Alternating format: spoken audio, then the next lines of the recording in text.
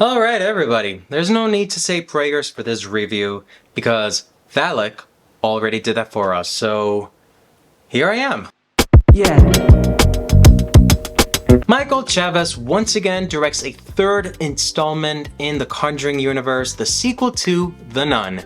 As you probably not know, I'm a fan of a collective, interconnected universe, and The Conjuring is one of them. Now, I'm not ashamed to say that it's a guilty pleasure of mine, because while there are some films within the franchise that didn't stood out to be too memorable, there are others that still stood out, and this one,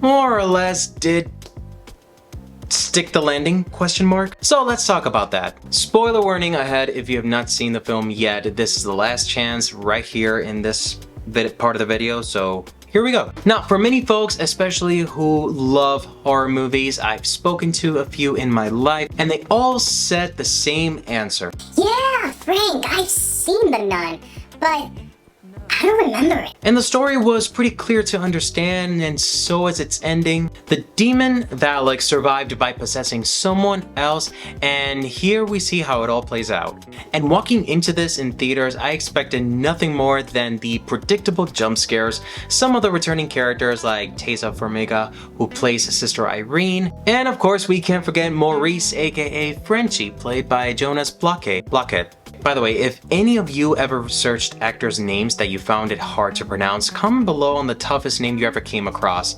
I'm just curious. So anyways, we get two returning characters from the first film, and we obviously get reintroduced to the nun herself, the demon Valak. Maurice finds himself as the gardener and caretaker of an all-girl boarding school, and having no knowledge that he's possessed by the demon, who he encountered back in the Romanian abbey. And as we take a look into Maurice's life, we learn about this boarding school, which the majority of the movie takes place in. Caitlin Rose Downey plays Sophie, a student who admires Maurice, and whose mom is also a teacher. I mean, what's a horror movie without frightening children in it, especially young teenage girls? Then we have Sister Irene, now a well-known young nun working in Italy. She is set to investigate a series of murders that have been occurring almost all across Europe, most notably taking place in churches, chapels, and cathedrals. Along with Sister Irene, we get introduced to Sister Deborah, played by Storm Reed. And for those of you who don't know, she played as Riley in HBO Max The Last of Us. So this was one of the things that I actually thought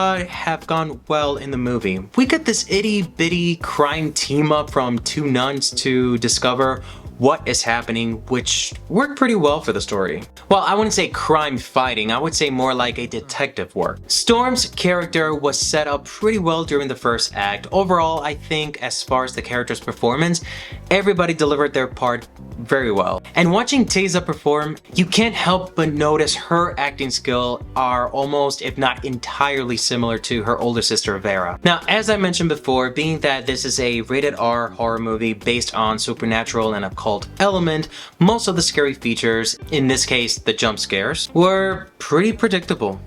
Honestly, we're at a point where we know how supernatural movies work, so filmmakers would have to be a little bit clever enough to get the audience buy into the jump scares. Yes, we're all aware about how the background music goes quiet, and that's just a clear cue that something's gonna pop up. And really, there were some moments that did actually work, but it didn't support the movie's execution style to deliver on those sequences. Because really, during the first and second act, you can understand what's happening, but it's not enough to keep you too intrigued. Bonnie Aarons as the nun still delivers a remarkable performance, and the VFX team did really good as far as the makeup and the dark effects when the demon appears in every corner, dark corners, especially the magazine wrap scene. I will say though, I do credit the third act, since of course that's where most of the meaningful actions are portrayed well, especially the one scene with the goat. Yeah, that scene is an image I try so hard not to think about when I go to sleep. Any horror movies that's related to the occult that has an aggressive goat with glowing eyes, count me the fuck out. Alright, before I give my final thoughts, if you guys have made it this far into the review, then consider subscribing to this channel where I talk freely and happily as I can about movies and TV shows and offer my full opinions of them. Who knows, maybe it's a movie I haven't seen that you have seen and maybe you would like for me to see and review it. So with all of that said and done, I am giving The Nun 2 an optimistic rating of 6 out of 10 stars. I would say it was a decent supernatural horror movie. Nothing special really came out of it, nothing new, nothing spectacular about it. While the characters and plot were still easy to follow, the execution piece within the first and second act just felt like it just missed the mark. Up until you get to the third act, which is the good stuff. Is it recommendable? About 50-50 so-so. I feel that for both horror movie fans and passive movie fans who've seen the first Nun would probably give this a chance, but as far as that goes, if you didn't enjoy the first Nun, then I wouldn't encourage this one if you don't want to waste time.